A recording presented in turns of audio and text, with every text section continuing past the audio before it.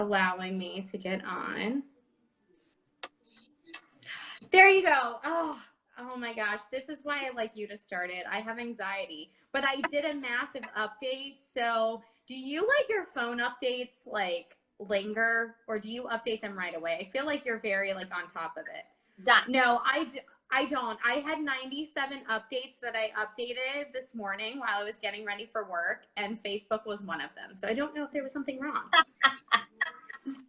But it's okay. We're back. We're back. We're back. So we already talked about the romaine issue. I mean, shortages. I know Dale posted the link to the most recent CDC update. And yeah, I guess really now it's just working with your produce suppliers and finding out where they're getting the lettuce from. And then, but it's still going to take a few days. The good news is there's still plenty of leafy green veggies that kids can enjoy, that you can use. It's one that people don't think of often, but kale is a cold weather crop. Ooh. And there are certain varieties of kale that are cold weather, and so is chard. Certain varieties of chard, because they have really thick leaves, so they can withstand colder temperatures. Now, New England weather, I don't know, but like the mid-Atlantic, like we can still, I have kale growing outside still. So, Impressive. Yeah. So today we're going to talk about school lunch, because I love school lunch. You love school lunch. And I eat school lunch almost every day. Even though I go home to walk the dog at lunch, I make a pit stop at one of our schools. The nice thing is I have about 7 schools within a 2-mile radius of my house. So I just do a drive-by, grab lunch, and then go home to walk the dog and eat lunch, which makes me very happy. It's so important. And as a director for me, it's, are you walking the line? One of the sessions that I was in recently, they said they always have their staff walk the line like a student. And I said, all right, that's such a great piece to it. And then when I go to a cook and I say, hey, this is, needs some extra spice. And she'll say, oh, I haven't tried it today. And I'm like, no, try your food, eat your food. And Stephanie, I'm just going to tell you what I had for lunch today. I had a hot dog. And people will say to me, you're a nutritionist, how can you eat hot dogs? And I say, because they're delicious. And I actually feel really great about the hot dog that we buy. It's a Cayenne product.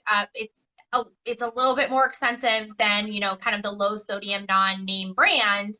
But I love it. And I'm from New England. We have Fenway Franks, and I love a steamed hot dog. A steamed hot dog on a roll, like that's just my jam. So and my cooks know when there is a hot dog on the menu that they need to put one on my desk, because I am going to get so excited about that, and they get that positive reinforcement that the food that they're cooking is appreciated and enjoyed, even by me. And it's really, I think, a great morale booster for them. And they know how much I love a steamed hot dog. They were baking the hot dogs, and I was like, I bought you new combi ovens, use the steamer. So I think it was a great moment that we have this equipment, and let's utilize it in the best way possible, which is producing in what I think is a better quality product. I think it's like a taste preference, whether you like the kind of like the baked grilled hot dog or a steamed hot dog. You're making or no hot dog. I've never liked hot dogs since I was a kid. That wasn't my thing. But how you feel about hot dogs is how I feel about Nacho Day. So like to the point that I tend to frequent one elementary school mostly on Thursdays, which is like Nacho Day. Every other Thursday is Nacho Day, because they're like, you're the nacho lady. And I was like, oh my gosh. I was like, I guess I come in around the same time, the same week, and I just get my nachos, and I'm super happy about it. But like, that's just my jam. We use really good beef products in our nachos, and then I love our refried beans and like all the toppings. It just makes me really happy. And we have guacamole. It's fun. Now, do you make So your own guacamole? we do not. We get it brought in. So we get it brought in, and it doesn't, surprisingly, it doesn't turn brown on the line. Mm-hmm. It holds up pretty well. The kids really love it. Yeah. So, and we pre-portion it out to keep the savings, because if you put Yep. guac on the bar, like, kids are gonna go. I would go hog wild with it because I love For sure. avocado toast. So, so yeah, so we do that, but no, I mean, I try to eat lunch as much as possible, unless there's a reason why I can't get out to a school for lunch. I'm getting lunch and I might be eating it at home. But I, like you said, I don't think that I would feel right marketing school meals if I didn't eat the meals. And so I think it's also so important from a central office standpoint that every single person in the central office should be in a school eating a meal at least 2 to 3 times a week. I just think it's important. I think it's a great morale booster, because oftentimes, especially, and I mean, in a smaller district, like, you're very much like present in your school, like your office is in one of your schools, isn't it? So it's like, so you're there. Yeah. So you are right. So you are right there. But for a larger district where you may have 30, 40, 50, 60 plus schools, you may not be able to get out to a school. But to have those employees who may not even know who you are, to have them come in and, like, you're tasting their food and trying it and giving feedback, whether it's like, I'm a firm believer, I think that, you always have to highlight, like, the good work that they're doing, like serving the kids and doing things. Like you said, they may not be following the recipe right. Or I've gone into a school and we've had managers we make our own macaroni and cheese from scratch. And we had a manager who's like, I make so many servings. She uses the tilted skillet and makes her cheese sauce so it's consistent for every batch of mac and cheese.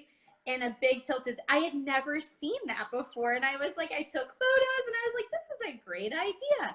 And so it's nice to just be able to, like, spend time with the staff, especially if you don't get out there. And I just think it's important. Like, I think, because if you're standing behind school meals, you need to actually taste them outside of just tasting the product at a show or a vendor appointment. I think that you really, to understand, especially if you're receiving student feedback and they're saying something's too spicy, something's too bland. If you haven't tried it and tried it at a few places, then you're not really going to understand what they're talking about, because on paper it may look right. But then when you get out there, it's total, or you could have one recipe 20 different ways. And it's just a nice way to, like, I don't know. I just love eating school lunch. Like, why wouldn't I? I don't know. I think our food's great. So I get excited. So I try to, like, get out there and do that with chocolate milk every day.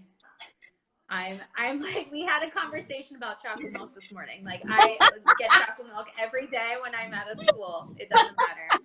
I'm just a big kid at heart. It's okay. So what are some of your favorite meals when you're eating, like, when you see it on a menu, you're like, yes, I'm so excited to eat lunch today? Nacho day, definitely. We have the buffalo chicken dip that we bake in the bakeable bowls. So good. Also, we're getting ready to roll out our soups for winter. We have a white chicken chili that is so good. So I always try to go on that day. And let's see. I'm trying to really think. We do, like, a really good chicken Caesar wrap. Ooh, Donette has country fried steak. Of course And Tuscan, oh my goodness. Yeah, taco salads are really good. But yeah, what about you? Other than hot dogs, what are, like, your must eat school lunch days? Definitely Baja Fish Taco Day. Love me some Baja Fish Taco Day, because I make my own sriracha mayo and I love it. I just want to eat that. I just want to squirt that in my mouth. But a big fan of that one. I do love the Mediterranean. We do a Mediterranean gyro that is from Yeah. Donut Worthy, which features Ooh. tzatziki, which I could also just eat by the spoonful. Yeah. So those are a Yeah. couple of my favorite ones. The buffalo chicken dip for sure. Um, yeah, those are, I would say like those were like my top four. And Yeah. but there's also something to be said for our cheeseburgers, which are just great because we charbroil them. And I think just putting that a little bit of extra love on it is just great. And I love that piece of equipment. I'm telling you, you can't do any better marketing than putting burgers on the grill because I know. it smells delicious from my kitchen across the street to the library, across the street to the Ooh. fire station. Like it's just a great thing, and never underestimate the power of the sense of smell because it really gets people to come into our program. Oh, yeah. That's why cookies, freshly baked cookies, so good in the morning because our staff, they're usually baking cookies like while breakfast is going on and the kids like start to smell like the cookies and I'm like, this smells so good. But no, I think that's really good. And then salads. I mean, you can't go wrong with a salad. I love salads, so sometimes I'll just get a salad, and I'm very happy with a salad. But yeah, I just like trying. I try. I try to taste everything. I'm Yep. pretty sure I've tasted almost everything that we serve on the menu, other than things that like I just don't enjoy. Hot dogs being one of them, and then I've always been freaked out by formed chicken or like so chicken bites, popcorn chicken, chicken nuggets. I can't do it and I don't know why. I don't know why. So those are my only two things. But other than that, like it's Uh-huh. fair game. And I also just like to get pictures and talk to the kids because kids are your best critics. Like Mhm. they're especially elementary students, they're so honest because they're they have yet to establish that whole, oh, should I say this or shouldn't I say this thing. They're still like haven't like gotten, I call it the thumper motive, where it's like if you can't say something nice, don't say it at all. Secondary students, like you have to warm them up for them to give some constructive feedback a little bit. But elementary students, they just like go for it. So I crash their lunch all the time. I sit down if I have time. I eat with them. I talk to them about school meals and the menu, and they're like, oh, wow. They're like, you really want to hear what we have to say? I'm like, yeah, I do, because I think it's important. So it's good. I don't know. I like it. I like being able to spend time with the kids. It makes it like a lot easier to get feedback and Mhm. get them in their natural element where they're comfortable. They're just like eating. And then I Right. just look at the trays. Yeah, and I look at the lunch trays because I like to see if like kids are eating something or if like the little guys are having a hard time like eating a certain item that like may work in the high schools and the middle schools, but because the little guys have smaller hands, like it just doesn't work well. So Mhm. to look at that kind of stuff, so then we can kind of modify it if we need to. So, yeah, that is that's my thing, but I think everyone should set the goal for the new year because the new year is almost here, even though it's not the new school year, but New Year's resolutions are almost here. I think everyone, if you're in school nutrition and you are not directly working on the line, even if you are working on the line, you should still set the goal to like eat school meals at least 2 or 3 times a week, or at least try the food when you go in. And yeah, I think that people would be surprised to see how much that impacts the morale of the kitchen because your Mhm. teams are really proud of the food they're serving. And if you go into a kitchen or don't even make it a point to go into a kitchen to eat, it's kind of like someone walking into your home and you're serving them dinner and they're like, I'm just gonna sit here but not eat. Like that's always what I think about, and I don't think people think about that. Like it's very easy Yep. to go into school and be like, hey, hi, bye, just seeing what's going on, and leave and not try something. It's Right. so I think that's always like a good rule of thumb. That's what I try to think about. Like, how would I feel if I worked really hard to serve dinner and no one ate the dinner at the table? Like, that's what I think about when I walk into a school. I don't know if that's the right way to think about it or the wrong way, but that's what I think about. So I will always try something. I think that's So a really really great point. So yeah, team school lunch.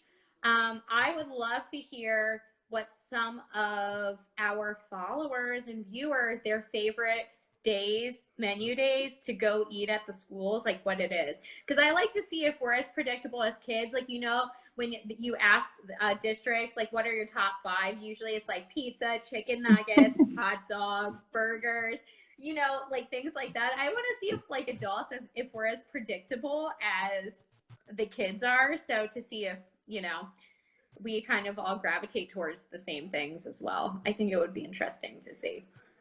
So, all right. Perfect. We'll put it out there. And thank you for joining us this week. We are looking at getting some special guests to join us because yes. Stefanie, as beautiful as our faces are, I'm sure that they would love to hear some more voices in the wonderful world that is school nutrition. So stay tuned for some incredible special guests that we're really excited to be bringing on here. Yes. And, breakfast days and breakfast for dinner. That's a great one for a supper program. Breakfast for dinner. Great idea. I like that. Perfect. Keep them coming. All right. Have a good day. Enjoy the rest of your Tuesday. Thanks, everyone. Bye. This is Live from my desk. Bye.